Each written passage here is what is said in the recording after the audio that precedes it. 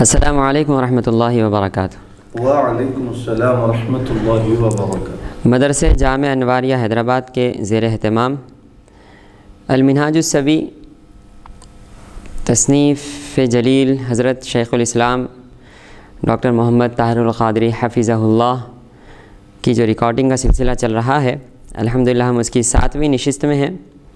اب تک ہم نے ایمان اور اسلام کے بارے میں کچھ احادیث شریفہ کا مطالعہ کیا ہے۔ آئیں اب آگے چلتے ہیں۔ فصل فی علامات المسلم و اوصافہ، مسلمان کی علامات اور صفات کا بیان۔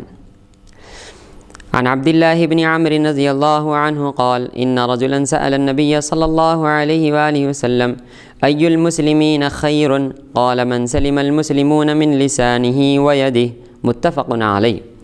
حضرت عبداللہ بن عمر رضی اللہ تعالی عنہما سے مروی ہے کہ ایک آدمی نے حضور نبی اکرم صلی اللہ علیہ وآلہ وسلم سے عرض کیا، کون سا مسلمان افضل ہے؟ آپ صلی اللہ علیہ وآلہ وسلم نے فرمایا، جس کی زبان اور ہاتھ سے دوسرے مسلمان محفوظ ہوں۔ دیکھیں، حضور پاک صلی اللہ علیہ وآلہ وسلم نے اس حدیث شریف میں سوال کے جواب میں فرمایا کہ وہ مسلمان زیادہ افضل ہے، یعنی مسلمان کا وہ عمل زیادہ افضل ہے کہ جس سے دوسرے مسلمان اس کے ہاتھ اور زبان سے محفوظ رہیں۔ اب ہاتھ اور زبان سے محفوظ رہنے کا کیا مطلب ہوا؟ تو فرماتے ہیں، دیکھیں اسلام میں بہت سی چیزیں ایسی ہیں جو ثواب کے اعتبار سے بھی افضل ہیں یا پھر دنیاوی نفع کے اعتبار سے بھی افضل ہیں۔ مختلف اوقات میں حضور پاک صلی اللہ علیہ وآلہ وسلم نے مختلف اشیاء کا ذکر فرمایا ہے۔ کبھی پیارے آقا سے پوچھا گیا کہ کون سی چیز افضل ہے، تو حضور نے فرمایا کہ جہاد، کبھی فرمایا نماز، کبھی فرمایا حج، اور کبھی پیارے آقا صلی اللہ علیہ وآلہ وسلم نے فرمایا ماں باپ کی خدمت۔ غرض کے مختلف اوقات میں مختلف چیزیں پیارے آقا صلی اللہ علیہ وآلہ وسلم نے بیان فرمائی۔ اس کی کیا وجہ ہے؟ تو فرماتے ہیں کہ پیارے آقا صلی اللہ علیہ وآلہ وسلم چونکہ غیب داں ہیں، سرکار غیب جانتے ہیں، اور حضور پاک صلی اللہ علیہ وآلہ وسلم کو معلوم ہے کہ سامنے سائل جو سوال کر رہا ہے اس کے اندر کیا کمی ہے، لہٰذا سائل کی کمی کا خیال کرتے ہوئے حضور پاک صلی اللہ علیہ وآلہ وسلم اس کے حساب سے اس کو جواب عطا فرمایا کرتے تھے۔ تو لہٰذا ایک تو سائل کی کمی کو دیکھا کرتے، دوسرا معاشرے میں کس چیز کی زیادہ ضرورت ہے اس کے اعتبار سے حضور پاک صلی اللہ علیہ وآلہ وسلم جواب عطا فرمایا کرتے تھے۔ تو یہاں پر بھی چونکہ سائل ایسے معلوم ہوتے ہیں کہ جن کے قبیلے میں یا معاشرے میں ایسا ہو کہ لوگ ایک دوسرے پر ظلم کرتے ہوں یا پھر ایک دوسرے کو تکلیف دیتے ہوں، یا پھر جہالت کی جو چیزیں رائج ہو گئی تھی جہالت کے اندر، وہ چیزوں کا کچھ پرتو اسلام میں اسلام لانے کے بعد بھی ابھی ان کے اندر باقی رہ گیا ہو، تو اس کو دور کرنے کے لیے، بھائی چارگی کو بڑھانے کے لیے اور آپس میں اخوت اور محبت میں اضافہ کرنے کے لیے حضور پاک صلی اللہ علیہ وآلہ وسلم نے یہ جواب عطا فرمایا کہ بہترین مسلمان وہ ہے کہ جس کی زبان اور ہاتھ سے دوسرے مسلمان محفوظ رہیں۔ اب دیکھیں، زبان اور ہاتھ سے سب سے پہلے حضور پاک صلی اللہ علیہ وآلہ وسلم نے زبان کا ذکر فرمایا۔ کیوں؟ تو فرماتے ہیں کہ زبان سے جو تکلیف پہنچائی جاتی ہے وہ بہت زیادہ ہوتی ہے بنسبت ہاتھ کے۔ جیسا کہ آپ دیکھیں کہ انسان جب زبان سے تکلیف پہنچانے لگتا ہے تو زبان سے تکلیف حاضر کو بھی پہنچتی ہے، غائب کو بھی پہنچتی ہے، زندے کو بھی پہنچتی ہے، مردے کو بھی پہنچتی ہے زبان سے تکلیف، لیکن ہاتھ سے تکلیف صرف حاضر کو اور جو آپ کے سامنے ہو اسی کو پہنچا سکتے ہیں، غائب کو ہاتھ سے تکلیف نہیں پہنچا سکتے۔ لہٰذا اسی لیے زبان کی تکلیف کا پہلے ذکر کیا، پھر بعد میں ہاتھ کا۔ پھر اس کے ساتھ ساتھ دیکھیں، ہاتھ کی تکلیف سے زیادہ زبان کی تکلیف ہوا کرتی ہے، اور ہاتھ سے اگر کسی کو تکلیف پہنچائی جائے، مارا جائے تو ایک وقت میں اس کا زخم بھر بھی جائے گا، نشان ختم بھی ہو جائے گا، لیکن جو زخم زبان سے لگایا جاتا ہے وہ براہ راست دل پر لگتا ہے، اور دل کے زخم نہیں بھرا کرتے۔ جیسا کہ کسی شاعر نے کیا خوب فرمایا ہے، جراحات السنان لها التیام فلا یلتام ما جرح اللسان، کہ نیزوں سے، تلواروں سے جو زخم لگائے جاتے ہیں وہ مندمل ہو جاتے ہیں، بھر جاتے ہیں، ختم ہو جاتے ہیں، لیکن زبان سے جو زخم لگایا جاتا ہے وہ مندمل نہیں ہوتا، نہیں بھرتا اور ختم نہیں ہوتا۔ لہٰذا اسی وجہ سے حضور پاک صلی اللہ علیہ وآلہ وسلم نے فرمایا کہ دیکھو بہترین مسلمان وہ ہے کہ جو اپنی زبان پر بھی قابو رکھے، اپنے ہاتھ پر بھی قابو رکھے، چاہے وہ غصے کی حالت میں ہو یا پیار محبت کی حالت میں ہو۔ حتیٰ کہ حضور پاک صلی اللہ علیہ وآلہ وسلم نے یہاں تک منع فرمایا ہے کہ مذاق میں بھی کسی کو کوئی ایسی بات نہ کہہ دی جائے کہ جس کی وجہ سے اس کا دل دکھ جائے، اور کسی کو مذاق میں ایسا دھپے وغیرہ جو مارے جاتے ہیں ایسا نہ مارا جائے کہ جس کی وجہ سے وہ برا مانے اور اس کو تکلیف پہنچے۔ لہٰذا نہ غصے کی حالت میں، نہ ہی مذاق کی حالت میں، اور نہ ہی کسی حالت میں تکلیف پہنچانی چاہیے۔ تو حضور پاک صلی اللہ علیہ وآلہ وسلم نے بتا دیا ساری کائنات کو کہ دیکھو مسلمان کو اگر پہچاننا چاہتے ہو تو اسلام کی تعلیمات کو دیکھو۔ حقیقتاً مسلمان تو وہ ہوتا ہے جو اپنی ہاتھ سے اور اپنے زبان سے دوسروں کو محفوظ رکھے۔ وہ مسلمان نہیں ہوتا جو جہاد کا نام لے کر لوگوں کے درمیان آئے اور بم بلاسٹ کر دے، لوگوں کو مار دے، بازاروں میں دھماکے کر دے۔ مسلمان ویسا نہیں ہوتا، وہ صرف نام کا مسلمان ہے، حقیقت میں مسلمان نہیں ہو سکتا۔ حقیقت میں مسلمان تو وہ ہوتا ہے کہ جس کی زبان اور ہاتھ سے دوسرے مسلمان محفوظ رہیں۔ چلتے ہیں حدیث نمبر 35 کی طرف۔ وہ حدیث نمبر 34 تھی، حدیث نمبر 35۔ عن عبد الله بن عمرو رضی اللہ تعالی عنہما قال قال رسول اللہ صلی اللہ علیہ وآلہ وسلم المسلم من سلم المسلمون من لسانه ويده والمهاجر من هجر ما نهى الله عنه رواہ البخاری۔ حضرت عبداللہ ابن عمر رضی اللہ تعالیٰ عنہما سے مروی ہے کہ حضور نبی اکرم صلی اللہ علیہ وآلہ وسلم نے فرمایا مسلمان وہ ہے جس کی زبان اور ہاتھ سے دوسرے مسلمان محفوظ ہوں، اور حقیقی مہاجر وہ ہے جس نے ان کاموں کو چھوڑ دیا جن سے اللہ تعالیٰ نے منع فرمایا۔ دیکھیں ابھی اوپر تعریف گئی ہے کہ اس کی مسلمان وہ ہے کہ جس کی زبان اور ہاتھ سے دوسرے مسلمان محفوظ رہیں۔ اب یہاں پر ایک اور بات کا اضافہ ہے، یعنی مہاجر وہ ہے کہ جو اللہ تعالیٰ کی منع کی ہوئی چیزوں سے اپنے آپ کو بچا لے اور ان کو چھوڑ دے۔ اب دیکھیں یہاں پر چونکہ گزشتہ بھی اس کی تفسیر گئی ہے مہاجر کی، لیکن اب یہاں پر ایک اور بات کہ یا تو یہ ہجرت حقیقی ہے، جیسا کہ حضور پاک صلی اللہ علیہ وآلہ وسلم نے ان صحابہ کو تاکید کی ہو کہ جو مکہ مکرمہ سے مدینہ منورہ تشریف لا لیے ہیں تو یہ تم نے حقیقی ہجرت تو کر لی، ایک اور ہجرت باقی ہے، یعنی اب جو اللہ تعالیٰ نے جن چیزوں سے منع کیا ہے وہ چیزوں کو بھی چھوڑ دو تو تمہاری ہجرت مکمل ہو جائے گی۔ ایک بات۔ دوسری بات یہ کہ ہو سکتا ہے کہ قیامت تک آنے والے لوگ جب مہاجرین کے فضائل سنیں، مناقب سنیں، اور ان کا بھی دل چاہے کہ کاش کہ ہم بھی اس زمانے میں ہوتے اور ہم بھی ہجرت کرتے اور وہ فضیلتیں پا لیتے، تو کہ حضور پاک صلی اللہ علیہ وآلہ وسلم چونکہ رحمت للعالمین ہے، پیارے آقا صلی اللہ علیہ وآلہ وسلم کا قلب اطہر اتنا مبارک اور نازک ہے کہ امت کی تکلیف سرکار کو تکلیف دیتی ہے، جیسا کہ اللہ تعالیٰ نے قرآن مجید میں فرمایا لَقَدْ جَاءَكُمْ رَسُولٌ مِّنْ أَنفُسِكُمْ عَزِيزٌ عَلَيْهِ مَا عَنِتُّمْ حَرِيصٌ عَلَيْكُمْ بِالْمُؤْمِنِينَ رَءُوفٌ رَحِيمٌ، کہ میرا محبوب وہ ہے کہ تمہارا تکلیف میں پڑنا میرے محبوب کے دل کو تکلیف دیتا ہے۔ تو کہیں ایسا نہ ہو کہ قیامت سے پہلے یا قیامت تک جو مسلمان آنے والے ہیں جب وہ ہجرت کے فضائل سنیں اور مہاجرین کے فضائل و مناقب سنیں تو ان کے دل کو تکلیف ہو۔ تو اس وجہ سے حضور پاک صلی اللہ علیہ وآلہ وسلم نے بتا دیا کہ دیکھو اگر تم بھی چاہتے ہو کہ تمہارا نام بھی مہاجرین میں لکھ لیا جائے، ہجرت کرنے والوں میں لکھ لیا جائے، اور ہجرت کی فضیلتیں تمہیں بھی حاصل ہو جائیں، تو سنو اب وہ ہجرت تو نہ رہی جو مکہ مکرمہ سے مدینہ منورہ کرنا ہے، لیکن اب یہ ہجرت قیامت تک رہنے والی ہے کہ اللہ تعالیٰ نے جو بری چیزیں بتائی ہیں وہ بری چیزوں کو چھوڑ دو اور اچھی چیزوں کی طرف آ جاؤ۔ خدا نے جن چیزوں سے منع کیا ہے وہ چیزوں کو چھوڑ دو، ترک کر دو اور اچھی چیزوں کی طرف آ جاؤ، برائیوں کو چھوڑ کر نیکیوں کی طرف آ جاؤ، اور لوگوں کو تکلیف پہنچانا چھوڑ کر لوگوں کو راحت پہنچانے کی طرف آ جاؤ، خدا کی نافرمانی کو چھوڑ کر اس کی اطاعت کی طرف آ جاؤ، تو تمہارا نام بھی مہاجرین میں لکھ لیا جائے گا۔ سبحان اللہ۔ تو یہ حکمت ہے کہ حضور پاک صلی اللہ علیہ وآلہ وسلم نے ہم تمام مسلمانوں کے لیے یہ مبارک راہ کھول دی ہے کہ ہم بھی یہ اس چیز پر عمل کر کے اپنے آپ کو مہاجرین میں شامل کر سکتے ہیں۔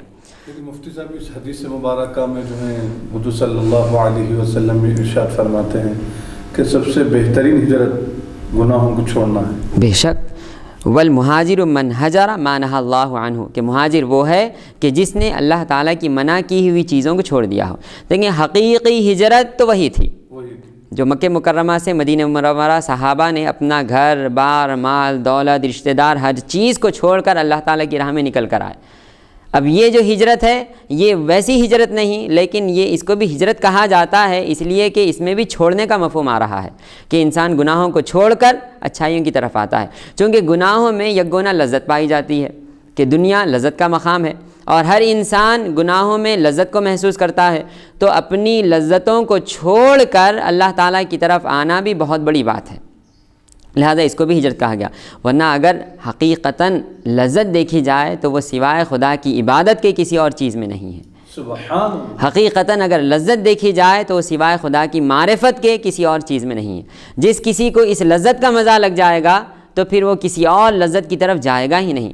جیسا کہ ہمارے حیدرآباد کے بہت بڑے عالم دین حضرت عبداللہ شاہ صاحب علیہ رحمت و رضوان، جن کو محدث دکن کہا جاتا ہے، آپ اپنی کتاب کتاب المحبت میں فرماتے ہیں کہ دیکھو لذت کیا ہے اور مزہ کیا ہے۔ تو آپ فرماتے ہیں کہ جب چھوٹے بچے کے سامنے کھلونے ڈالے جاتے ہیں تو وہ کھلونوں سے کھیلتا ہے اور ساری کائنات سے زیادہ اس کو اپنے کھلونے میں عزیز ہوتے ہیں اور اسی سے محبت ہوتی ہے۔ وہ چاہتا ہے کہ سب کچھ چلے جائیں لیکن کھلونے مجھ سے دور نہ جائیں، یہ کھلونے ہی میرے لیے سب کچھ ہیں۔ لیکن جیسا جیسا وہ بڑا ہوتا چلا جاتا ہے، اس کی عمر بڑھتی چلی جاتی ہے، اب جیسا ہی وہ نوجوان ہوا اور اس نے پیسے کو دیکھا، مال و دولت کو دیکھا، تو اب وہ کہے گا کہ آئے کاش میں نے تو سارا بچپن ہی اپنا برباد کر دیا، کاش کہ یہ مال کا مزہ اور مال کی لذت مجھے بچپن میں حاصل ہو جاتی تو میرا بچپن برباد نہ ہوتا۔ آپ فرماتے ہیں اب اس کو ساری لذتیں اپنے اس مال میں، دولت میں نظر آتی ہیں، لیکن جیسے ہی اس کی شادی ہوتی ہے اور وہ عورت کی لذت سے آشنا ہوتا ہے تو اب وہ کہتا ہے ہائے عورت کی لذت کیا لذت ہے، کاش کہ میں جب سے جوان ہوا ہوں، جب سے ہی میں اس لذت سے آشنا ہو جاتا تو میری اتنی جوانی برباد نہ جاتی، یہ کہتا۔ لیکن اب فرماتے ہیں اب جو اس سے بھی آگے بڑھ جاتا ہے اور اب اللہ تعالیٰ کی عبادت میں لگ کر خدا کی معرفت حاصل کرتا ہے تو اب وہ عارف کہتا ہے کہ ہائے میں نے بچپن کھلونوں میں گوا دیا، اپنی آدھی جوانی مال و دولت میں اور آدھی عورت میں گوا دی، کاش کہ یہ معرفت کی لذت مجھے اسی وقت مل جاتی تو اچھا ہوتا، کیونکہ اس لذت کے آگے ساری لذتیں ہیچ ہے، ساری لذتیں بیکار ہے، حقیقتاً جو لذت ہے وہ اللہ تعالیٰ کی معرفت کی لذت ہے۔ لہٰذا یہ ہوتی ہے حقیقی لذت۔ اگر انسان کو معرفت کی لذت لگ جائے تو پھر وہ اپنی ساری دنیا کو بھلا کر اللہ تعالیٰ کا ہو کر رہ جائے گا۔ اللہ تعالیٰ سے دعا ہے کہ ہم سب کو معرفت عطا فرمائے۔ چلتے ہیں حدیث نمبر 36 کی طرف۔ عن ابی ہریرہ رضی اللہ تعالیٰ عنہ قال قال رسول اللہ صلی اللہ علیہ وآلہ وسلم المسلم من سلم المسلمون من لسانه ويده والمؤمن من امنه الناس على دمائهم واموالهم رواہ الترمذی والنسائی۔ حضرت ابو ہریرہ رضی اللہ تعالیٰ عنہ سے روایت ہے کہ رسول اللہ صلی اللہ علیہ وآلہ وسلم نے فرمایا مسلمان وہ ہے جس کی زبان اور ہاتھ سے مسلمان محفوظ رہیں، اور مومن وہ ہے جس سے لوگوں کی جانیں اور مال محفوظ ہوں۔ تو دیکھیں اس حدیث شریف میں بھی حضور پاک صلی اللہ علیہ وآلہ وسلم نے مسلمان اور مومن دونوں کی تعریف فرمائی ہے کہ جو شخص نعوذ باللہ من ذالک اگر وہ دل سے مومن نہ ہو، فقط زبان سے اسلام کا اقرار کیا ہو جیسا کہ منافقین نے کیا تھا، تو ان کی نشانی یہ ہے کہ وہ اب اپنی زبان اور ہاتھ سے دوسروں کو محفوظ رکھیں، کیونکہ انہوں نے زبان سے اسلام کا اقرار کیا ہے۔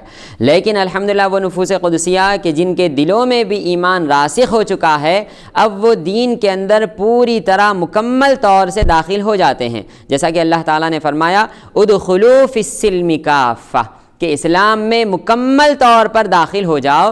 تو مومن کی شان یہی ہوتی ہے کہ وہ اسلام میں مکمل طور پر داخل ہو جاتا ہے۔ اب مومن وہ ہوتا ہے کہ جس کی زبان سے بھی، ہاتھ سے بھی اور اس کے اعمال سے بھی دوسرے مومنین اور مسلمان بلکہ ساری انسانیت محفوظ رہتی ہے۔ اب نہ ہی وہ اپنی زبان سے نقصان پہنچاتا ہے، نہ اپنے ہاتھ سے کسی کو نقصان پہنچاتا ہے، نہ ہی کسی کا مال ہڑپ کرتا ہے، نہ ہی کسی کی عزت و آبرو کو نیلام کرتا ہے، اور نہ ہی کسی کی بے عزتی کرتا ہے۔ تو یہ مومن کی شان ہے کہ جس کو حضور پاک صلی اللہ علیہ وآلہ وسلم نے بیان فرمایا۔ اب آئیں حدیث نمبر 36۔ عن ابن عمر رضی اللہ تعالیٰ عنہما ان رسول اللہ صلی اللہ علیہ وآلہ وسلم قال المسلم اخو المسلم لا يظلمه ولا يسلمه من كان في حاجة أخيه كان الله في حاجته ومن فرج عن مسلم كربة فرج الله عنه كربة من كربات يوم القيامة ومن ستر مسلما ستره الله يوم القيامة رواہ البخاری و مسلم و ترمذی و حسنہ۔ حضرت عبداللہ ابن عمر رضی اللہ تعالیٰ عنہما سے روایت ہے کہ حضور نبی اکرم صلی اللہ علیہ وآلہ وسلم نے فرمایا، ایک مسلمان دوسرے مسلمان کا بھائی ہے، وہ نہ تو اس پر ظلم کرتا ہے، نہ مشکل حالات میں اسے بے یار و مددگار چھوڑتا ہے۔ جو شخص اپنے مسلمان بھائی کے کام آتا رہتا ہے، اللہ تعالیٰ اس کے کام میں مدد کرتا رہتا ہے، اور جو شخص کسی مسلمان کی دنیاوی مشکل حل کرتا ہے، اللہ تعالیٰ اس کی اخروی مشکلات میں سے کوئی مشکل حل فرمائے گا، اور جو شخص کسی مسلمان کی پردہ پوشی کرتا ہے، اللہ تعالیٰ قیامت کے دن اس کی پردہ پوشی فرمائے گا۔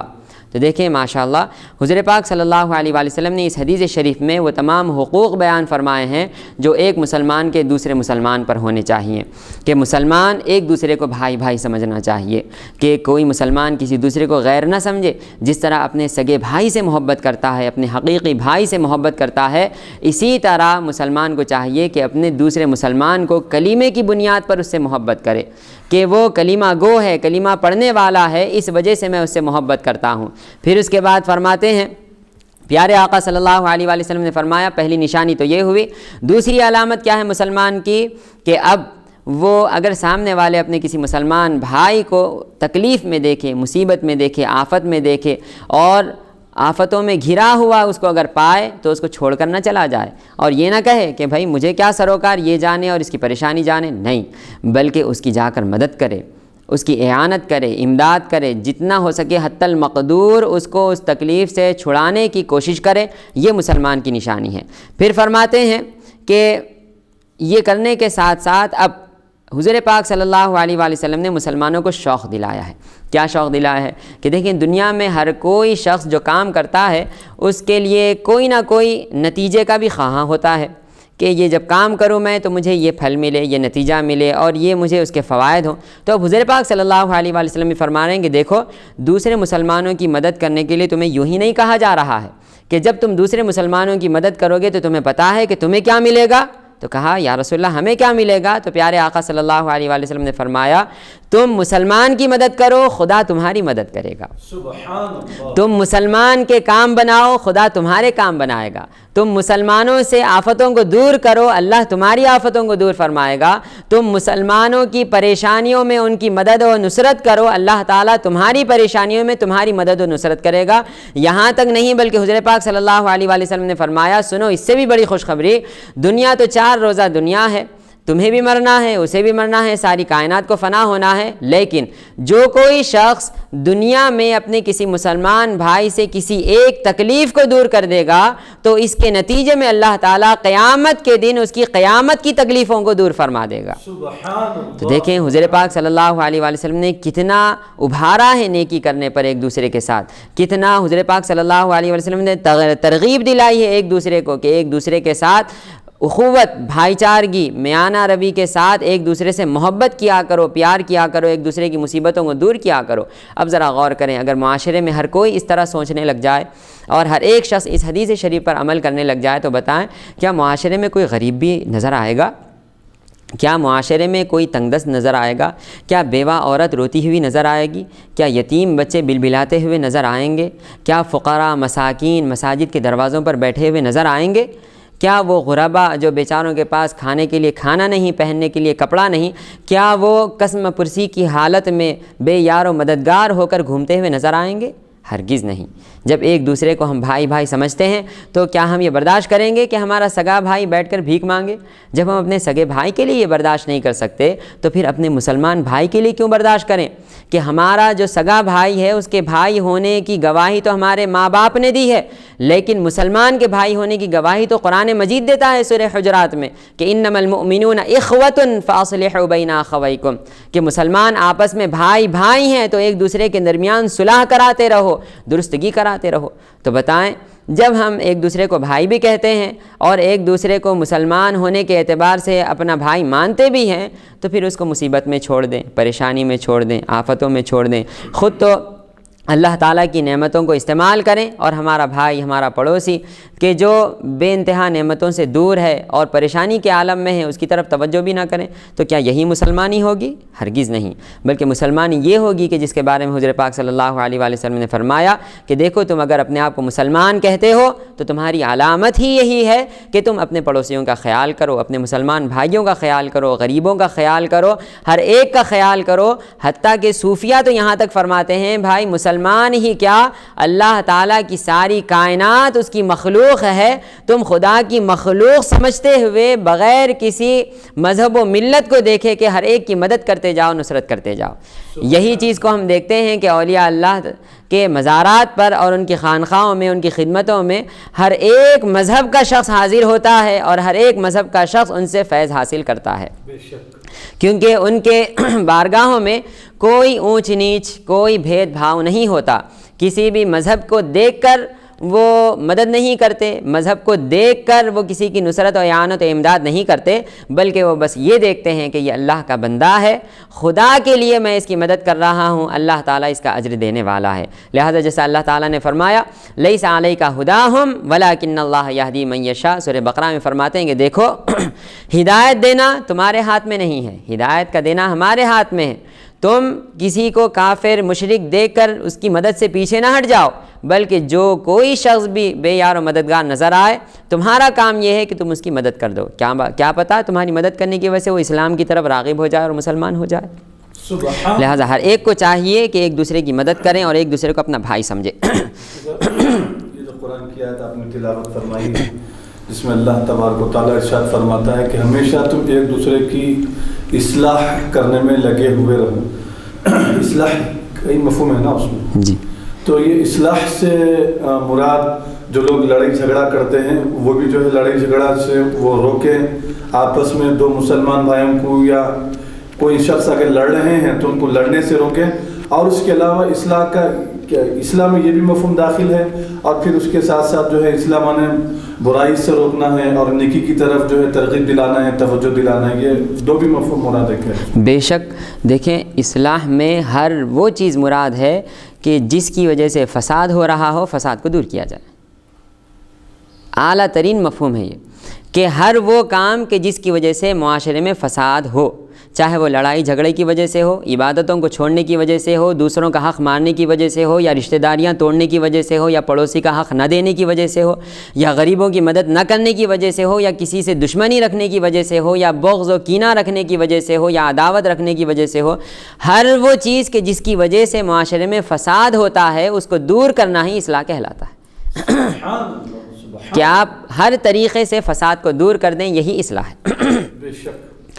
چلیں حدیث نمبر 38 عن ابی ہریرہ رضی اللہ تعالیٰ عنہ قال قال رسول اللہ صلی اللہ علیہ وآلہ وسلم لا تحاسدوا ولا تناجشوا ولا تباغضوا ولا تدابروا ولا يبيع بعضكم على بيع بعض وكونوا عباد الله إخوانا المسلم أخو المسلم لا يظلمه ولا يخذله ولا يحقره التقوى ها هنا ويشير إلى صدره 3 مرات بحسب امرئ من الشر أن يحقر أخاه المسلم كل المسلم على المسلم حرام دمه وماله وعرضه رواہ مسلم و احمد۔ حضرت ابو ہریرہ رضی اللہ تعالیٰ عنہ سے روایت ہے کہ حضور نبی اکرم صلی اللہ علیہ وآلہ وسلم نے فرمایا ایک دوسرے سے حسد نہ کرو، ایک دوسرے کو دھوکہ نہ دو، ایک دوسرے سے بغض نہ رکھو اور ایک دوسرے سے رخ نہ موڑو، اور تم میں سے کوئی شخص دوسرے کے سودے پر اپنا سودا نہ کرے۔ اے اللہ تعالیٰ کے بندو، باہم بھائی بھائی ہو جاؤ۔ مسلمان مسلمان کا بھائی ہے، وہ اس پر ظلم نہ کرتا ہے اور نہ اسے ذلیل کرتا ہے اور نہ ہی اسے حقیر سمجھتا ہے۔ تقوی اور پرہیزگاری یہاں ہے۔ اور آپ صلی اللہ علیہ وآلہ وسلم نے 3 مرتبہ اپنے سینہ اقدس کی طرف اشارہ کیا کہ کسی مسلمان کے لیے اتنی برائی کافی ہے کہ وہ اپنے کسی مسلمان بھائی کو حقیر سمجھے۔ ایک مسلمان پر دوسرے مسلمان کا خون، اس کا مال اور اس کی عزت و آبرو پامال کرنا حرام ہے۔ تو دیکھیں حضور پاک صلی اللہ علیہ وآلہ وسلم نے پہلی حدیث شریف میں جہاں مسلمانوں کو آپس میں ایک دوسرے سے محبت کرنے، بھائی چارگی کو بڑھانے کا حکم دیا تھا، اب اس حدیث شریف میں حضور پاک صلی اللہ علیہ وآلہ وسلم ان چیزوں کو بیان فرما رہے ہیں کہ جو نہیں کرنا چاہیے اور ایک دوسرے کو ان چیزوں سے محفوظ رکھنا چاہیے۔ اس میں سب سے پہلی چیز کے بارے میں حضور پاک صلی اللہ علیہ وآلہ وسلم نے فرمایا لا تحاسدوا۔ دیکھیے تحاسد یتحاسد یہ باب مفاعلہ سے ہے، اور باب مفاعلہ کی خاصیت یہ آتی ہے کہ اشتراک ماخذ، یعنی دو لوگ آپس میں مل کر جو کام کرتے ہیں اس کے لیے مفاعلہ استعمال کیا جاتا ہے۔ تو یہاں پر بھی حضور پاک صلی اللہ علیہ وآلہ وسلم نے فرمایا لا تحاسدوا، ایک دوسرے سے حسد نہ کیا کرو۔ اب ذرا بتائیں حسد کیا ہے؟ حسد کے معنی ہے، عام معنی یہ ہے کہ کسی کی ترقی کو، اس کی نعمتوں کو، اس کے مال و دولت کو دیکھ کر یہ تمنا کرنا کہ اس کے پاس سے وہ نعمت چلی جائے اور مجھے حاصل ہو جائے، یہ ہے حسد۔ اس کے مقابل میں آتا ہے رشک۔ رشک کیا ہے؟ کسی نعمت والے کی نعمت کو دیکھنا اور اس کی نعمت سے خوش ہو کر ویسی ہی نعمت کو اپنے لیے بھی چاہنا اور اس کی نعمت کو زائل ہونے کا ارادہ نہ کرنا، یہ ہے رشک۔ لہٰذا اسلام میں رشک جائز ہے، یعنی اس سے نعمت ختم ہو جائے اور مجھے مل جائے، یہ ارادہ نہ ہو، بلکہ یہ ارادہ ہو کہ مولا اس کو تو نے نعمت عطا فرمائی ہے، اللہ تیرا شکر ہے، میرے بھائی کو اور عطا فرما، لیکن مجھے بھی ایسی نعمت عطا فرما دے تاکہ میں بھی نیکی کر سکوں۔ جیسا کہ حضور پاک صلی اللہ علیہ وآلہ وسلم نے فرمایا کہ دو لوگوں پر رشک کرنا جائز ہے، ایک تو عالم دین اور حافظ قرآن، کہ جس کو اللہ تعالیٰ نے قرآن کا علم دیا ہے تو وہ قرآن مجید رات دن پڑھتا بھی ہے اور لوگوں کو سکھاتا بھی ہے، تو اس کو دیکھ کر رشک کیا جائے کہ مولا کتنا پیارا بندہ ہے کہ تو نے اس کو قرآن کا علم عطا فرمایا، یہ خود بھی پڑھتا ہے دوسروں کو بھی پڑھتا ہے، کاش کہ مجھے بھی قرآن کا علم مل جائے تاکہ میں بھی پڑھوں اور دوسروں کو بھی سکھاؤں۔ ایک دوسرا شخص وہ کہ جس کو اللہ تعالیٰ نے مال و دولت دیا ہے اور وہ خدا کی راہ میں خرچ بھی کرتے ہیں، تو اب ان کو دیکھ کر یہ رشک کرنا کہ اللہ تو نے ان کو مال و دولت دیا اور یہ خدا کی راہ، آپ کی راہ میں خرچ بھی کر رہے ہیں، کاش کہ مجھے بھی مل جاتا تو میں بھی آپ کی راہ میں خرچ کرتا، یہ رشک ہوا۔ لیکن حسد، رشک اسلام میں جائز ہے اور اچھا ہے، لیکن حسد کرنا نہایت ہی قبیح ہے، بلکہ حسد ایسی بیماری ہے کہ جس کے بارے میں حضور پاک صلی اللہ علیہ وآلہ وسلم نے فرمایا کہ حسد نیکیوں کو اس طرح کھا جاتا ہے جیسا کہ آگ لکڑیوں کو کھا جاتی ہے۔ اب دیکھیں حسد تین طرح کا ہوتا ہے۔ سب سے پہلے بڑے سے بڑے کو حسد، یعنی کہ بہت ہی ٹاپ کے مالدار لوگ ہیں تو وہ لوگ جو حسد کرتے ہیں اپنے سے بڑوں سے حسد کرتے ہیں کہ بھائی کسی کے پاس 1 کروڑ روپے ہیں تو وہ حسد کرے گا 10 کروڑ والے سے کہ بھائی اس کے پاس 10 کروڑ ہے، وہ اس کے پاس سے ختم ہو جائیں اور مجھے مل جائیں۔ یہ ہوا ایک حسد، کہ اکثر یہ حسد ہوا کرتا ہے اور یہ بھی بے انتہا قبیح ہے، لیکن مسلمان کو چاہیے کہ اپنے آپ کو اس سے بچائے، لیکن کسی نہ کسی طریقے سے یہ آ ہی جاتا ہے دل میں۔ پہلا حسد۔ دوسرا حسد یہ کہ برابر والے کو برابر والے سے حسد ہو، یعنی کسی کے پاس 1 کروڑ ہے، دوسرے کے پاس بھی 1 کروڑ ہے، اب کسی کے پاس 1 گاڑی ہے، دوسرے کے پاس بھی 1 گاڑی ہے، مگر وہ اس کے اپنے برابر والے کو دیکھ کر کہہ رہا ہے کہ یہ میرے برابر کیسے آ گیا، اس کے پاس سے نعمت ختم ہو جائے، یہ مجھ سے نیچے چلا جائے اور مجھے بھی یہ چیز مل جائے، یہ دوسرے قسم کا حسد ہوا۔ اب فرماتے ہیں تیسرے قسم کا حسد جو نہایت ہی قبیح ہے، جو نہایت ہی برا ہے، کہ جو ہرگز کسی کے دل میں نہیں آنا چاہیے، وہ کیا ہے؟ تو فرماتے ہیں بڑے کو چھوٹے سے حسد، کہ خود کے پاس تو نعمتیں ہیں، خود کے پاس تو دولتیں ہیں، ہر طرح کے اس کے پاس مراتب ہیں، اس کے پاس دنیا کی ہر وسائل کو استعمال کرنے کی سہولت ہے، لیکن اس کے باوجود جب اپنے سے کسی نیچے والے شخص کو دیکھتا ہے اور اس کو دیکھتا ہے کہ نیچے والا شخص ترقی کر رہا ہے تو اب وہ اس سے حسد کرتا ہے کہ یہ نیچے سے اوپر کیوں آنا چاہ رہا ہے، اس کو چاہیے کہ نیچے رہے بلکہ نیچے سے اور نیچے تر چلا جائے۔ تو فرماتے ہیں یہ سب سے زیادہ قبیح ترین حسد ہے۔ جیسا کہ اکثر دیکھا جاتا ہے کہ بڑے بڑے مقامات پر، تعلیمی اداروں وغیرہ میں اگر کوئی بڑے مرتبے پر فائز ہو اور کوئی ان کا شاگرد ہو یا نیچے والا شخص ہو جو ترقی کر رہا ہو، تو اب وہ چاہتے ہیں کہ یہ ترقی نہ کرے اور اوپر نہ آئے، کہ کہیں ایسا نہ ہو کہ ہمارا مقام یہ خود لے لے، اس طرح ان سے حسد کیا جاتا ہے۔ اب ہر طرح سے ان کی ترقیوں کو روکا جاتا ہے، ان کے مقالوں کو روکا جاتا ہے، ان کو آگے بڑھنے نہیں دیا جاتا، ان کو فیل کیا جاتا ہے۔ تو یہ حسد کی بیماری ہے کہ جو دوسرے انسان کو آگے بڑھنے نہیں دیتی، تو فرماتے ہیں حضور پاک صلی اللہ علیہ وآلہ وسلم نے جو بھائی چارگی کا درس دیا ہے، اخوت کا درس دیا ہے، اس اخوت کے درس میں سب سے بڑا کیڑ یہ حسد ہے کہ اگر یہ حسد کا کیڑ لگ جائے تو پوری اخوت کو کھا کر رکھ دے گا۔ لہٰذا اب اس سے بچا کس طرح جائے کہ دیکھیں بھئی انسان بشر ہے، ہر ایک کے دل میں آ ہی جائے گا حسد، کہ آپ دیکھ رہے ہیں کہ آپ بھئی 10 سال 20 سال سے آپ کام کر رہے ہیں، اس کے باوجود آپ کی تنخواہ 8,000 9,000 10,000 سے آگے نہیں بڑھتی۔ ایک شخص ہے جو ابھی جا کے فلاں کمپنی میں لگا ہے، 20,000 سے اس کی تنخواہ شروع ہوئی، چند دنوں میں اس نے بنگلہ خرید لیا، گاڑی خرید لیا، شادی ہو گئی، بچے ہو گئے۔ اب آپ دیکھ رہے ہیں کہ بھائی میں 20 سال سے کام کر رہا ہوں، کہنے کے لیے میں گورنمنٹ سرونٹ ہوں، حکومت کے تحت کام کرتا ہوں، اس کے باوجود میری تنخواہ یہ اور وہ دیکھو ذرا سا کیا پڑھ لیا، اس کے پاس بنگلے وغیرہ ہے۔ حسد دل میں آ جائے گا۔ تو اب اس کو دور کس طرح کریں؟ تو صوفیہ اس کے بارے میں فرماتے ہیں کہ حسد اپنے دل سے نکالنے کا بہترین طریقہ یہ ہے کہ جس کے بارے میں آپ کو حسد ہو رہا ہے فوراً اس کے لیے دعا کرنے کے لیے اپنے ہاتھ اٹھا دیں۔ سبحان اللہ، سبحان اللہ۔ یہ حسد جس طرح لکڑیوں کو جلاتا ہے، اسی طرح اپنے محسود کے لیے دعا کرنا حسد کو جلا دیتا ہے، حسد کو ختم کر دیتا ہے۔ بس آپ ہاتھ اٹھائیں اور اس کے لیے دعا کریں، مولا میرے بھائی کو تو نے ایک بنگلہ دیا ہے، اللہ وہ میرا مسلمان بھائی ہے، اس کو ایک اور بنگلہ عطا فرما۔ ایک گاڑی تو نے اس کو عطا فرمائی، مولا اس کو اور ایک گاڑی عطا فرما، اور زیادہ سے زیادہ اس کو دنیا میں ترقی عطا فرما۔ کسی کے علم سے اگر حسد ہو رہا ہے تو دعا کریں، اللہ اس کے علم میں اور اضافہ فرما تاکہ اور لوگوں کو فائدہ پہنچے، اس سے اور لوگوں میں علم پھیلے۔ اسی طرح اگر کسی کے مرتبے سے حسد ہو رہا ہے کہ اس کو فلاں جگہ فلاں کا وائس چانسلر بنا دیا گیا ہے، فلاں جگہ اس کو بڑا عہدہ مل گیا ہے، تو اب دعا کریں اللہ اس کو اور بڑا عہدہ عطا فرمائے۔ اب اگر آپ بھی بڑے عہدے پر ہیں، وہ بھی بڑے عہدے پر ہے اور دنیا میں اب اس سے آگے کوئی عہدہ نہیں ہے، تو اب اس کے لیے بھی دعا کریں۔ جیسا کہ وہی کوئی ہندوستان کا پرائم منسٹر ہے، اب آپ پرائم منسٹر کے لیے کیا دعا کریں گے؟ ایک تو یہ کر سکتے ہیں کہ مولا اس کو پوری دنیا کا پرائم منسٹر بنا دے، یا پھر دوسری دعا یہ ہے کہ مولا جس طرح تو نے اس کو دنیا میں اس طرح بڑا مقام عطا فرمایا ہے، اس طرح اگر وہ غیر مسلم ہے تو اس کو مسلمان کر دے، اور قیامت کے دن اپنی رضا عطا فرما، اور قیامت کے دن بھی اس کو بلند درجات عطا فرما دے۔ سبحان اللہ۔ اگر آپ اپنے محسود کے لیے دعا کریں گے تو بس اب دیکھیں آپ کامیاب ہو جائیں گے۔ جیسا کہ بزرگان دین فرماتے ہیں کہ دیکھیں حسد کتنی بری بلا ہے، اس کے بارے میں ایک واقعہ بزرگان دین فرماتے ہیں کہ ایک شخص تھا جو اپنے پڑوسی سے حسد کیا کرتا تھا، بے انتہا حسد کیا کرتا تھا، اس کے مال کو دیکھ کر، اس کی اولاد کو دیکھ کر، اس کے کاروبار کو دیکھ کر حسد ہی حسد کیا کرتا تھا۔ حتیٰ کہ فرماتے ہیں وہ اپنے حسد میں اس طرح پریشان ہوا کہ اب اس کا جینا دوبھر ہو گیا، جینا محال ہو گیا کہ بلا میں کیسا جیوں، اب میں چاہتا ہوں کہ اس کو نقصان پہنچاؤں، جتنا ہو سکے اس کو تباہ کر دوں، اب کیسے تباہ کروں؟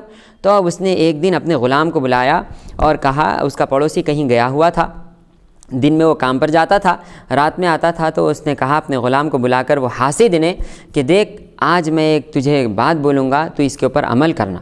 تو غلام نے کہا جو حکم آقا، آپ جو بات بولیں گے میں عمل کروں گا۔ تو اس نے کہا دیکھ سب سے پہلے تو یہ کاغذ ہے، میں اس کے اوپر اپنی ساری جائیداد تیرے نام لکھ رہا ہوں، میری پوری جائیداد تیرے نام، اور تجھے آزاد کرنے کا بھی میں یہاں وثیقہ لکھ رہا ہوں اور ضمانت دے رہا ہوں کہ تو آزاد ہے، ایک کام بس میرا کرنا۔ تو جو حکم آقا، کیا کام ہے؟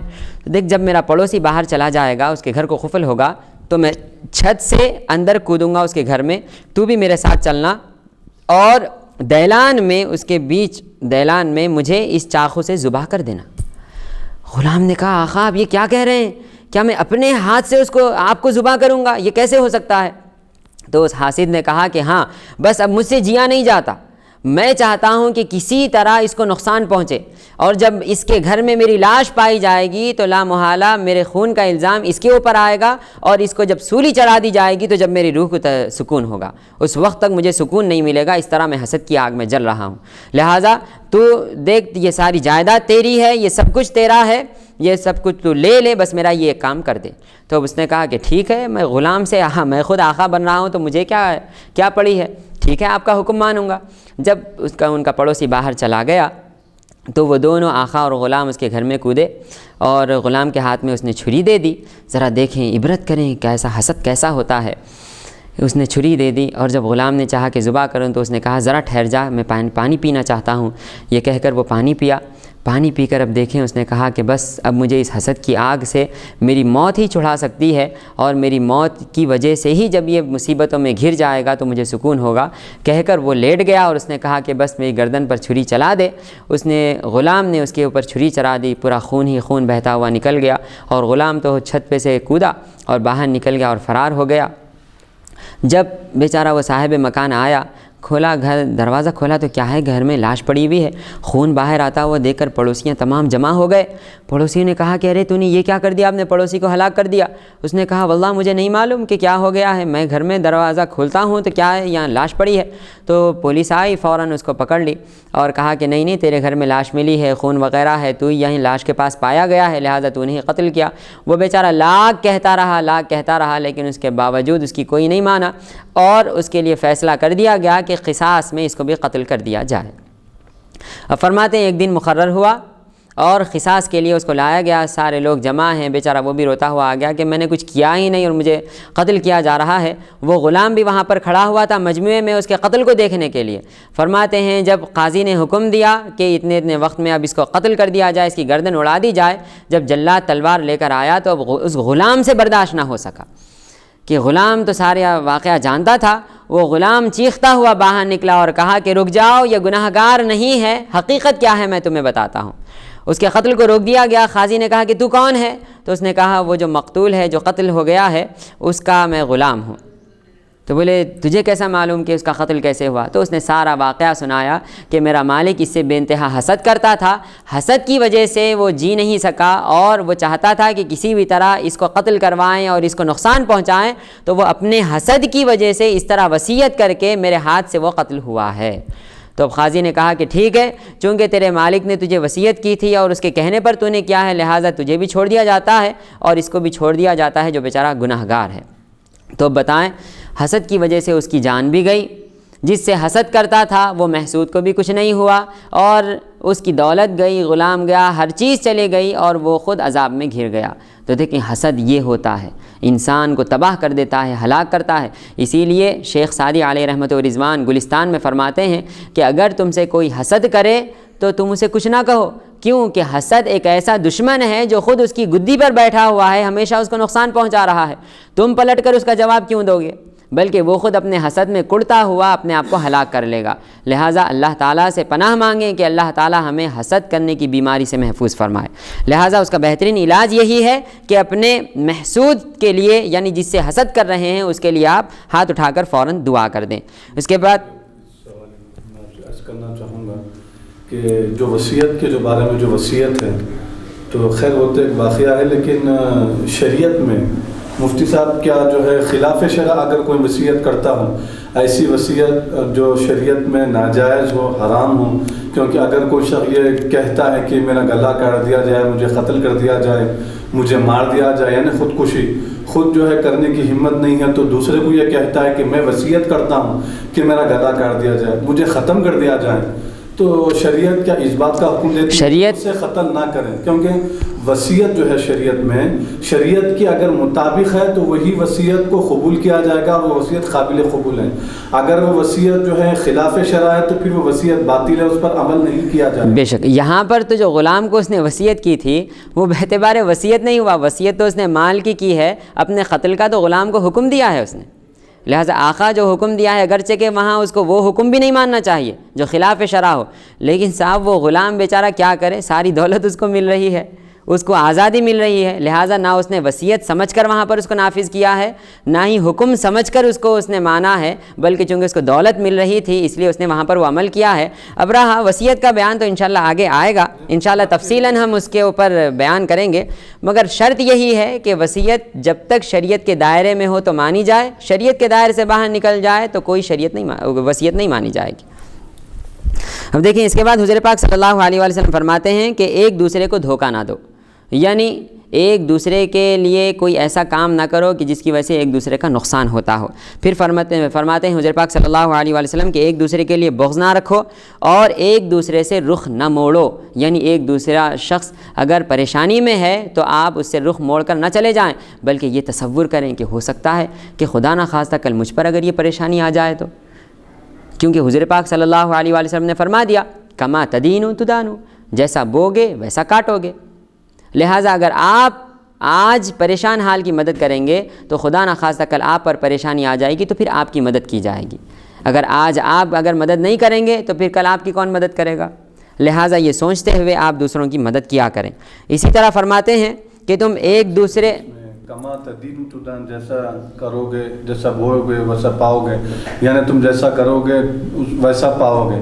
اگر ہم کسی کے ساتھ اچھا سلوک کرتے ہیں تو ہمارے ساتھ بھی اچھا سلوک کیا جائے گا۔ اگر ہم کسی پر ظلم کرتے ہیں تو ہم پر بھی کوئی ظلم کرے گا۔ اگر ہم کسی کا مال ناحق کھا جاتے ہیں تو پھر کوئی ہمارا مال کھانے والا بھی جو ہے اللہ اس کو پیدا کرے گا۔ اگر ہم کسی کو تکلیف پہنچاتے ہیں تو اللہ ایسے شخص کو پیدا کرے گا جو وہ ہم سے زیادہ طاقتور ہوگا، ہم سے زیادہ جو ہے نا اختیار والا ہوگا، تو اس کے ذریعے ہمیں تکلیف پہنچے گی۔ کیونکہ بعض یہ ایک غلط فہمی جو تھی میرے کو، تو اس حدیث مبارک کی وجہ سے وہ غلط فہمی آج جو ہے دور ہو گئی ہے۔ اب میں اس کی مختصر آپ کی خدمت میں عرض کر رہا ہوں۔ آپ دیکھیے کہ اگر یہ صحیح ہے، غلط ہے تو میری اصلاح فرمائیے، انشاءاللہ میرے معلومات میں اضافہ بھی ہو جائے گا۔ کیونکہ ایک یہ چیز تھی کہ میں نے حضرت قبلہ سے پوچھا، میرے چچا حضرت میرے استاد محترم مفسر قرآن جمال المشائخ حافظ و قاری 17 سید محمد عبد القادر الحسینی جیلانی بادشاہ حفظہ اللہ، میں یہ کہا کہ حضرت کہ میں یہ دیکھتا ہوں کہ بعض ایسے لوگ معاشرے میں ہیں، سوسائٹی میں ہیں، سماج میں ہیں، جو ہر دن نئی نئی عورت کے ساتھ جو ہے زنا کرتے ہیں، بدکاری کرتے ہیں، حرام بازی کرتے ہیں، اور جوئے سٹے وغیرہ کا کاروبار ہے، سود کا کاروبار ہے، اور اس کے باوجود وہ لوگ نہایت مزے میں ہیں، خوش رہتے ہیں اور بہترین کپڑے پہنتے ہیں، بہترین چیزوں سے وہ لوگ جو ہے فائدہ اٹھاتے ہیں، اور بہترین کاریں، عالیشان زندگی ہے، لیگجری لائف ہے وہ لوگوں کی۔ تو اور ہم جو ہے دن اور رات اللہ و رسول کی اطاعت کرتے ہیں، اتباع کرتے ہیں، پیروی کرتے ہیں، حتی الامکان جو ہے نا شریعت کے اوپر عمل کرنے کی کوشش کرتے ہیں۔ اس کے مقابلے میں تو کافی سارے ہم ایسا کرتے ہیں، لیکن ہم پریشانی میں ہوتے ہیں اور وہ مزے میں ہوتا ہے۔ یہ کیا راز ہے؟ تو استاد محترم فرماتے ہیں بیٹے وہ راز یہ ہے کہ جو سمجھ لو کہ قیامت کے دن اللہ تبارک و تعالیٰ اس کی ڈبل پکڑ فرمائے گا۔ یہ نہیں سمجھنا کہ جو ہے نا وہ زنا کرنے کے بعد، سود کا کاروبار کرنے کے بعد، بہترین لگژری لائف گزارنے کے بعد، جائز طریقے سے نہیں، حرام طریقے سے اگر وہ کما کر سکون کی زندگی اگر وہ گزارنا چاہتا ہوں، بڑے بڑے کمپلیکساں بنا رہا ہوں، 10 12 کمپلیکساں بنے ہوئے ہیں، وہ جو لائف گزار رہا ہے، تو یہ مت سمجھو کہ یہ اس بات کی دلیل نہیں ہے کہ وہ گناہ کر کے مزے میں اور ہم نیکی کر کے جو ہے نا مصیبت میں ہیں، بلاؤں میں گھیرے ہوئے ہیں، پریشانیوں میں۔ ایسا نہیں ہے، اس کے لیے ڈبل گرفت ہے، ڈبل پکڑے اللہ تبارک ہے۔ تو اللہ تبارک و تعالیٰ اس کو ڈھیل دے رہا ہے، تو وہ ڈھیل کو یہ نہیں سمجھنا چاہیے کہ وہ نعمتوں میں گناہ کرنے کے باوجود بھی جو ہے وہ نعمتوں سے فائدہ اٹھا رہا ہے۔ ایسا ہرگز نہیں ہے۔ اس کے لیے آخرت میں ایسا خطرناک عذاب ہے کہ روح بھی کانپ جائے گی وہ عذاب کو دیکھ کر۔ تو اس کے لیے اسی لیے دنیا میں اس کو ڈھیل جو ہے دی جا رہی ہے۔ یہ اس کے لیے سب سے بڑی بد نصیبی اور بدبختی ہے اس کے حق میں کہ اللہ اسے ڈھیل دے رہا ہے موقع کر ایسا، کیونکہ اللہ کی بارگاہ میں وہ پسندیدہ نہیں ہے۔ جب اللہ تعالیٰ کسی بندے سے نفرت کرتا ہے، اس کو پسند نہیں کرتا ہے، تو لہذا اس کو دنیا میں ڈھیل دے دیتا ہے کہ وہ جو چاہے کرے، جیسا چاہے کرے۔ آخرت میں اس کے لیے ڈبل عذاب ہے۔ ایسا جو ہے حضرت قبلہ فرمائے تھے۔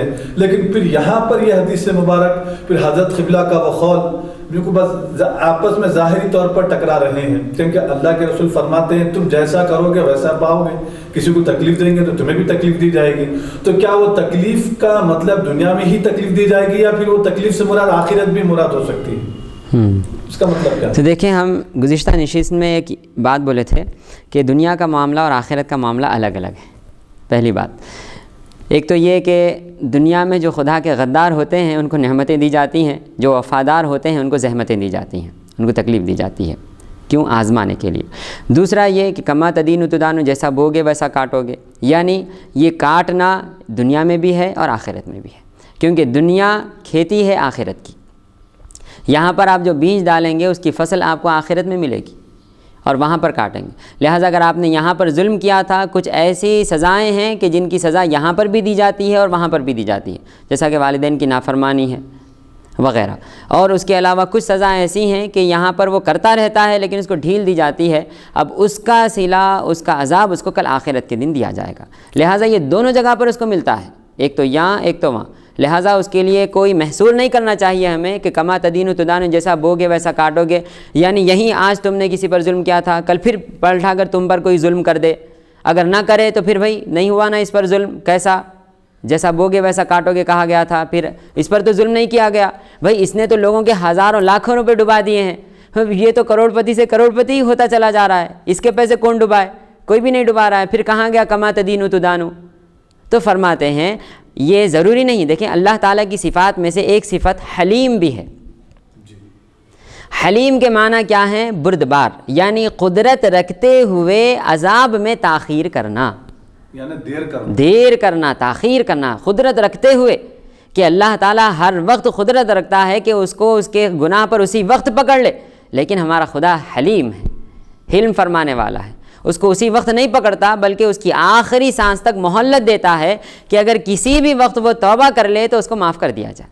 سبحان اللہ سبحان اللہ. لہٰذا ہم جیسا اگر ہمارے ساتھ کوئی ظلم کر لے تو ساری زندگی ہم بیٹھ جاتے ہیں، اب اس کو معافی نہیں کرتے، تو اللہ تعالیٰ کی شان ایسی نہیں ہے. وہ چاہے ساری مخلوق پر ہی کیوں نہ ظلم کر دے، لیکن ایک بار اگر خدا کی بارگاہ میں آ جائے اور کہہ دے کہ مولا میں نے وہ بات سنی ہے کما تدین تدان، جیسا بوگے ویسا کاٹو گے، مولا میں نے تو ساری دنیا پر ظلم کی ہے، مجھ پر کیا ہوگا، مجھے معاف کر دے، بس اتنا کہنا ہے، اللہ تعالیٰ اس کو معاف فرما دے گا. بے شک. میں نیت آئندہ نہ کرنے کی ہوگا، وہ تو واقعتاً ہے، توبہ کے لیے شرط ہے وہ، چونکہ ہمارے پاس توبہ کا بیان نہیں آیا ابھی، انشاءاللہ توبہ پر ہم گفتگو کریں گے. تو کما تدین تدان کا مطلب یہی ہے کہ وہ دنیا میں بھی پائے گا. اور یہ جو آج کل سوسائٹی میں چل رہا کہ بولنا تو نہیں چاہیے، بڑی ایک دم عجیب بات، تھوڑا سا قریب لے جاؤ، اونچی آواز میں آپ کو بول رہا ہوں کہ اولاد سے ماں باپ بھی آج کل پسند کرتے ہیں. ایک دم میجورٹی میں ہم دیکھ رہا ہوں سوسائٹی میں کہ ماں باپ اولاد سے بھی پسند کرتے ہیں کہ بھائی ان کو کچھ فیسلٹیز نہیں ملنا چاہیے تاکہ ہمارے محتاج رہے اور ہم ان کے ساتھ اس طرح ایسا کھلواڑ جیسے چاہیں استعمال کریں. ایک دم بالکل رشتے کا جو کنڈیشن ہے اس سے ہٹ کے وہ لوگ بچوں سے ٹریٹ کرتے ہیں. عام طور پہ جو ماں کا جو ماں باپ کا جو بھی اس کے ساتھ جو سلوک کرنا چاہیے، رشتہ جو اللہ تعالیٰ جو فرما رہا ہے اس طریقے سے اولاد کی پرورش ہونا چاہیے، اولاد کو جس طرح سے برابر کرنا چاہیے، ان کی ذمہ داریوں کو دیکھنا چاہیے، ہر چیز کو. وہ دیکھنے کے بجائے یہ دیکھنے کہ بھائی یہ لوگ ہمارے محتاج رہنا ہے، ان کے ساتھ کوئی قسم کی سہولتیں نہیں ہونا اور ان کی ریسورسز بھی نہیں ہونا چاہیے باہر میں، یہ کچھ اور بھی یا کوئی ان کی مدد بھی نہیں کرنا چاہیے تاکہ ہمارے محتاج رہیں اور ہمارے سامنے لوگ ہمیشہ ہم ان کے اوپر بیٹھ کے سواری کرتے رہیں گے. ٹھیک ہے کرو، لیکن جو ہے اللہ اور اس کے رسول نے بتایا طریقوں سے تو کرو. صحیح بات ہے. دیکھیں ماں باپ کا، میں نے سن لیا سوال آپ کا، سوال بھی دوہرائی. صحیح بات. اگر آپ کا اپنا سیلف اسٹائل اگر ٹریٹمنٹ رہیں گا تو وہ بات ہو جائے گی بچے. صحیح بات. دیکھیں آپ نے بڑی پیاری بات کہی ہے کہ حسد میں لوگ یہاں تک آگے بڑھ گئے ہیں. اور یہ ایک بڑا کڑوا سچ ہے، میں کو نہیں بولنا چاہیے. صحیح بات ہے، صحیح بات.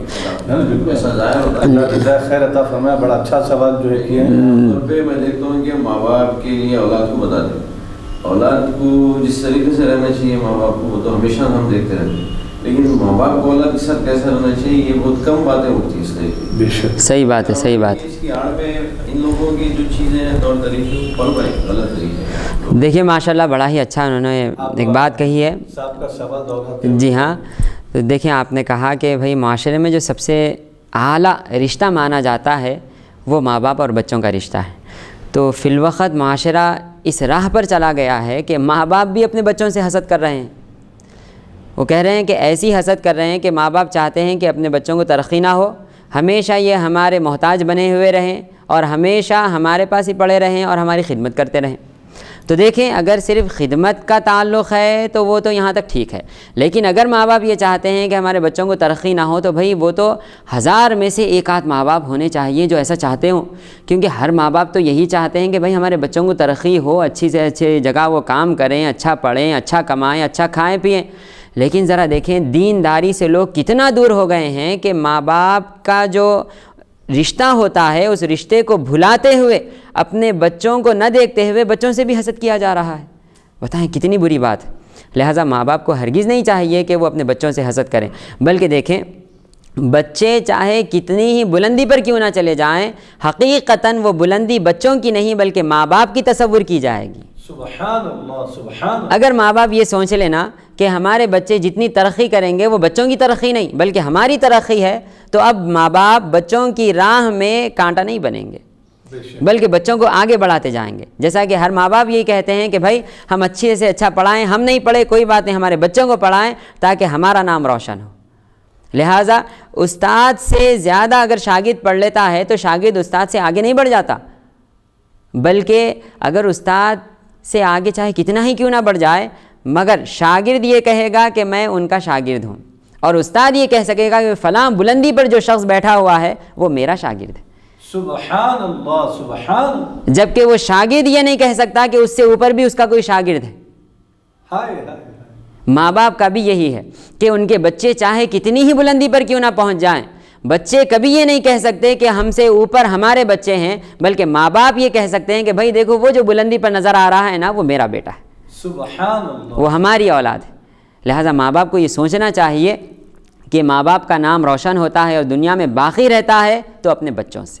لہٰذا بچے جتنی زیادہ ترقی کریں گے اتنا زیادہ ماں باپ ہی کا فائدہ ہے. اب چاہے بچے مالی طور پر ان کو فائدہ پہنچائیں یا نہ پہنچائیں، ان کی عزت کے طور پر اور ان کے دنیا میں نام روشن رہنے کے طور پر تو ان کا فائدہ ہو ہی جائے گا. اگر خدا نخواستہ وہ بھی نہیں ہو رہا ہے، وہ بدنام کر رہے ہیں ماں باپ کو، تو جائے کل قیامت کے دن تو ان کا نام روشن ہو جائے گا. جیسا کہ حضور پاک صلی اللہ علیہ وآلہ وسلم نے فرمایا تزوجوا الودود الولود فإنی اباہی بکم الامم، کہ زیادہ سے زیادہ بچے دینے والی خاتون سے نکاح کرو، کیونکہ کل قیامت کے دن میں اپنی امت کی کثرت پر فخر کروں گا. تو کل قیامت کے دن جب آپ آئیں گے اور آپ کی 10 اولادیں تھیں اور 10 کے 10 نے دنیا میں تو آپ کو کوئی فائدہ نہیں پہنچایا، کوئی بات نہیں، لیکن کل قیامت کے دن سرکار آپ کو دیکھ کر کہیں گے کہ یہ میرا پیارا امتی ہے کہ میری امت میں اضافے کے لیے اس نے محنت کی ہے اور اس سے میرے 10 امتیوں میں اضافہ ہوا ہے. سبحان اللہ. تو وہاں حضور پاک صلی اللہ علیہ وآلہ وسلم تو آپ پر فخر کریں گے. لہٰذا آپ کی جب اولاد ہے تو ان سے فائدہ ہونا ہی ہونا ہے، چاہے دنیا میں ہو چاہے آخرت میں ہو.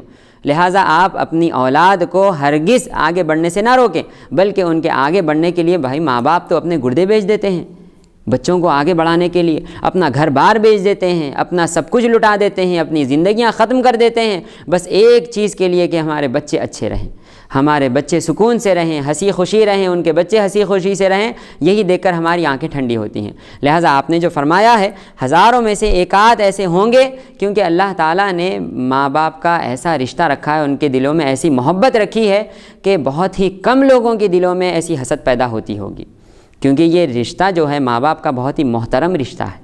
اس رشتے کے ہوتے ہوئے اب حسد نہیں آ سکتی وہاں پر، اگر آ بھی جائے تو وہ بے انتہا بری ہے، ویسے لوگوں کو نکال دینی چاہیے. اب ہم آگے بڑھتے ہیں حدیث شریف میں کہ حضور پاک صلی اللہ علیہ وآلہ وسلم نے فرمایا کہ دیکھو اسی طرح تم ایک دوسرے کے سودے پر ایک دوسرے کا سودا نہ کرو. کیا مطلب ہوا؟ یعنی کہ ایک شخص بازار میں گیا ہے خریدنے کے لیے، اب بیچارہ وہ بھاؤ تاؤ کر رہا ہے، ابھی وہ خریدا بھی نہیں کہ آپ آ گئے، آ کر اس کی خریدی جانے والی چیز آپ نے کچھ زیادہ رقم دے کر خود خرید لی، بھائی اس کا نقصان ہو گیا. یا پھر ایک تو یہ ہے، دوسری بات یہ ہے بازار میں کئی قسم کے دھوکے دیے جاتے ہیں. ایک قسم کا دھوکہ تو یہ ہے کہ بیچارہ وہ لے رہا تھا، اس کو بس بات ہو ہی رہی تھی مکمل کہ آپ آئے اور دیکھا کہ بہت اچھی چیز ہے اور آپ نے سوچا کہ اس کو نہ ملے مجھے مل جائے، لہٰذا کچھ پیسے بڑھ کر دے کر آپ نے وہ چیز لے لی، لہٰذا آپ کے بھائی کا نقصان ہوا. دوسرا اور کچھ ایسے بھی بازار میں لوگ ہوتے ہیں کہ ایک چیز ہوتی ہے جو اتنی زیادہ قیمتی نہیں ہے، اب بیچارہ وہ دیکھتا ہے اس کے اوپر بھاؤ تاؤ کرتا رہتا ہے کہ وہ ہلو دکاندار سے ملا ہوا ہوتا ہے، بازو آتا ہے آ کر کہتا ہے بھائی کتنے میں، تو دکاندار کہے گا 1000 میں، 1000 روپے میں، تو وہ کہے ارے بھائی اتنی قیمتی چیز 1000 روپے میں، میں نے تو وہاں پر 1500 روپے میں پوچھ کر آئی ہے، اتنی سستی دے رہے ہیں آپ، بھائی میں 1100 دیتا ہوں، جبکہ حقیقتاً وہ چیز ہے 500 روپے کی، حقیقتاً وہ چیز ہے 500 روپے کی. اور وہ چونکہ بیچارے کو اس نے 1000 روپے ریٹ کہہ دیا ہے اور وہ 1000 روپے میں لینے کے لیے پس و پیش کر رہا ہے، تو اس کو راضی کروانے کے لیے کسی کو مقرر کیا جاتا ہے جو آ کر کہتا ہے کہ ارے 1000 نہیں بھائی وہاں تو 1500 روپے میں ہے، یہ کہہ کر اب اس کو ترغیب دلاتا ہے، ارے بھائی موقع ہے دیکھو لے لو، اچھی چیز ہے، ورنہ پھر نہیں ملتی یہ چیز، ورنہ اگر آپ نہیں لیتے ہوئے تو میں 1100 روپے میں لے لیتا ہوں، اتنی اچھی چیز ہے یہ. تو انہوں نے بولا ارے بھائی کتنی اچھی چیز ہے بھائی، دیکھو یہ کہہ رہا ہے، وہ کہہ کر وہ لے لیتا ہے، تو بیچارے کا 500 روپے کا نقصان ہو گیا، حقیقتاً 500 روپے چیز تھی۔ تو لہٰذا اس طرح کی، چونکہ ہمارا یہاں پر تجارت کا بیان نہیں ہے، بازار کا بیان نہیں ہے، صرف ایک بات آ گئی ہے کہ اپنے بھائی کی بے پر دوسری بے نہ کرو، تو اس سے مراد یہی ہے کہ اگر کوئی شخص کچھ خرید و فروخت کر رہا ہو تو اگر آپ بھی وہاں پر خریدنے چلے جائیں تو آپ کا کام ہے خاموش کھڑے ہو جائیں جب تک کہ وہ اپنا سودا مکمل نہ کر لے۔ جب وہ اپنا سودا مکمل کر لے اور سودا اس کا مکمل ہو جائے، اب وہ خرید لے تو فبیہا، اگر وہ نہ خریدے تو اب وہ چلے جانے کے بعد اب آپ اس کا سودا کریں تاکہ آپ کے بھائی کو تکلیف نہ ہو۔ یہی بات حضور پاک صلی اللہ علیہ وآلہ وسلم نے بیان فرمائی۔ پھر اسی طرح دیکھیں حضور پاک صلی اللہ علیہ وآلہ وسلم نے فرمایا کہ مسلمان بھائی ایک دوسرے پر ظلم بھی نہ کریں اور ایک دوسرے کو معاشرے میں ذلیل بھی نہ کریں۔ دیکھیں اکثر یہ ہوتا ہے کہ لوگ یہ چاہتے ہیں کہ اگر ہم کسی ایک فیلڈ میں ہیں تو ہم ہی اس فیلڈ میں باعزت رہیں، دوسرا بے عزت رہے۔ وہ کیسے؟ اب اس کی غلطیاں پکڑی جاتی ہیں، چھوٹی چھوٹی غلطیاں جس کو صرف نظر بھی کر دیا جا سکتا ہے، اس کو بھلا بھی دیا جا سکتا ہے، چھوڑ دیا جا سکتا ہے چھوٹی چھوٹی غلطیوں کو، لیکن اب اس کی چھوٹی چھوٹی غلطیاں پکڑی جاتی ہیں کہ بھائی اس نے ایسا ہی کیوں کیا۔ اب جیسا کہ اب لکھائی پڑھائی کے معاملے میں ہی دیکھ لیں، بھائی لکھنے پڑھنے میں غلطیاں ہوتی رہتی ہیں، لکھنے میں آگے پیچھے ہوتا رہتا ہے۔ اب مثلا کسی نے مضمون چھاپا، اخبار میں مضمون آ گیا، اس میں کچھ لکھت کی غلطیاں آ گئیں یا ایک جملہ آگے پیچھے ہو گیا، اب اس کے اوپر وبال کھڑا کرنا تو ہرگز روا نہیں۔ لیکن اگر کوئی یہ چاہے کہ میں اپنے بھائی کو ذلیل کروں تو اب اس کی ضد میں ایک مضمون لکھ دیتا ہے کہ صاحب انہوں نے یہ مضمون لکھا، ان کو تو صحیح اردو بھی نہیں آتی، اردو کے الفاظ کی ترکیب بھی نہیں آتی، انہوں نے یہ جملے کو ایسا لکھ دیا ہے، ویسا لکھ دیا ہے۔ اب وہ بیچارے کی ذلت معاشرے میں، جبکہ ہو سکتا ہے وہ لکھت میں غلطی ہو گئی ہو یا بھول چوک سے آگے پیچھے کچھ ہو گیا ہو۔ لہٰذا ہمیں چاہیے کہ اپنے بھائیوں کی چھوٹی چھوٹی غلطیوں کو درگزر کر دیں، چھوڑ دیں، ان کو بھلا دیں اور معاف کر دیں۔ یہی حضور پاک صلی اللہ علیہ وآلہ وسلم نے فرمایا کہ دیکھو معاشرے میں ایک دوسرے کو حقیر نہ جانو اور نہ ایک دوسرے کو ذلیل کرو۔ کیوں کہ تمہارا ایک دوسرے کو ذلیل کرنا کسی دوسرے کو ذلیل کرنا نہیں بلکہ خود اسلام کو ذلیل کرنا ہے۔ اللہ، کیونکہ حضور پاک صلی اللہ علیہ وآلہ وسلم نے جب فرما دیا کہ سارے مسلمان ایک جسد واحد کی طرح ہیں، ایک جسم کی طرح ہیں، کہ جسم کے کسی بھی حصے میں خرابی پیدا ہو تو سارے جسم کو تکلیف ہوتی ہے، تو آپ کسی بھی ایک حصے کو اگر آپ کی مسلمان کو حقارت کی نگاہ سے دیکھیں گے، اس کو ذلیل کر دیں گے تو کیا مطلب ہوا؟ گویا آپ نے ضلالت کا ایک نقطہ سارے اسلام کے اوپر لگا دیا ہے۔ لہٰذا اب آپ ذرا غور کریں، کیسے آپ ذلیل کریں گے کسی کو، کیسے کسی کو حقیر کریں گے، کسی کو حقیر کرنے کے لیے چھوٹے چھوٹے بہانے تلاش کریں گے۔ ایسا ہرگز نہیں کرنا چاہیے۔ معاشرے میں ایک دوسرے کے ساتھ محبت سے رہنا چاہیے، غلطیوں کو درگزر کرنا چاہیے، چھوڑ دینا چاہیے کہ کوئی بات نہیں بھائی، انسان ہے، غلطی ہوتی رہتی ہے، جان دو کوئی بات نہیں۔ آپ جتنا یہاں دنیا میں ایک دوسرے کی غلطی کو معاف کرتے رہیں گے، کل قیامت کے دن اللہ تعالیٰ آپ کو بھی اسی طرح معاف فرما دے گا۔